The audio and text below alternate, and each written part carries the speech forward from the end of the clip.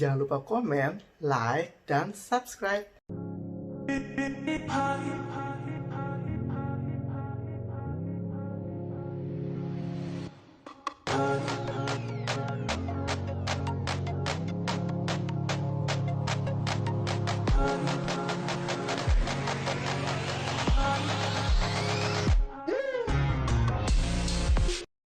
Akan mempelajari tentang sifat-sifat fungsi komposisi. Nah, sebenarnya ketika kita lihat dari kemarin pengerjaannya, kalau kita sudah terlatih kita bisa melihat yang pertama bahwa secara umum sifat komutatif tidak berlaku. Ya, artinya F bundaran Gx tidak sama dengan G bundaran Fx. Lalu, jika salah satu fungsi F dan G merupakan fungsi identitas yang dilambangkan dengan I, maka sifat komunitas baru berlaku. Jadi kalau dia fungsi identitas baru berlaku F bundaran IX sama dengan I bundaran Fx. Ingat di sini harus fungsi identitas.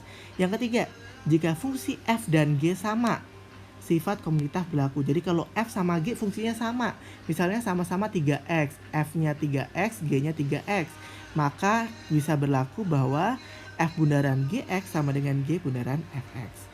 Dan yang keempat, untuk komposisi 3 fungsi atau lebih berlaku sifat asosiatif. Ini berarti untuk 3 buah fungsi misalnya F, G, dan H selalu berlaku. Bisa pengerjaannya seperti ini. F bundaran G bundaran Hx, artinya kerjakan dulu yang belakang sini. Atau ini juga kamu sama, kerjain yang depan dulu, nanti yang belakang ini disubstitusikan ke depan. Ya, kamu bisa melihat sifat-sifat fungsi komposisi ini. Nah, sekarang bagaimana penerapan fungsi komposisi ini? Saya akan memberikan sebuah soal cerita. Suatu pabrik kertas berbahan dasar kayu memproduksi kertas melalui 2 tahap. Tahap pertama menggunakan mesin A yang menghasilkan bahan kertas setengah jadi. Dan tahap kedua menggunakan mesin B yang menghasilkan kertas. Dalam produksinya, mesin A menghasilkan bahan setengah jadi dengan mengikuti fungsi 3x-2. Dan mesin B mengikuti fungsi X plus 5, di mana X merupakan banyak bahan dasar kayu dalam satuan ton. Jika bahan dasar kayu yang tersedia untuk suatu produksi sebesar 10 ton, berapakah kertas dalam satu ton yang dihasilkan? Jadi ini kalau saya analogikan, di sini ada kayu, gelondongan kayu gitu ya. Terus habis itu akan dimasukkan ke mesin pertama. Mesin A. Terus setelah itu kan akan menghasilkan sesuatu, dimasukkan ke mesin yang kedua, mesin B. Ya, baru nanti hasilnya adalah kertas itu sendiri, gitu ya. Nah, maka gelondongan ini kan disebut dengan X ya, gelondongan kayu ini disebut X. X dimasukkan ke sini, terus di mesin pertama punya fungsinya ya. Di sini fungsinya adalah Fx sama dengan 3x min 2, baru dimasukkan ke fungsi yang kedua hasilnya.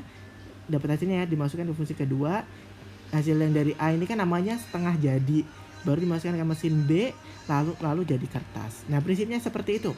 Maka kalau saya analogikan, mesin A Fx-nya 3x min 2, mesin B 9x x plus 5, jadi x-nya 10. Nah, nanti akan dapat 33 ton. Dari mana prosesnya? Kita coba lihat ya. Kan fungsinya punya 2 mesin. Mesin pertama 3x min 2, mesin kedua x plus 5. X-nya 10, berarti X10 ini kita masukin ke mesin pertama dulu. Setelah kita masukin ke pertama, ternyata bahan dasar 10 ini akan menghasilkan sebanyak 28 ton setengah jadi. 28 ton setengah jadi ini dari hasil mesin pertama kita masukin ke mesin kedua untuk jadi kertas. Jadi 28 kita masukin ke sini, maka akan dapat 33. Jadi 33 ton ini adalah kertasnya setelah dikomposisikan dari fungsi pertama dan fungsi kedua.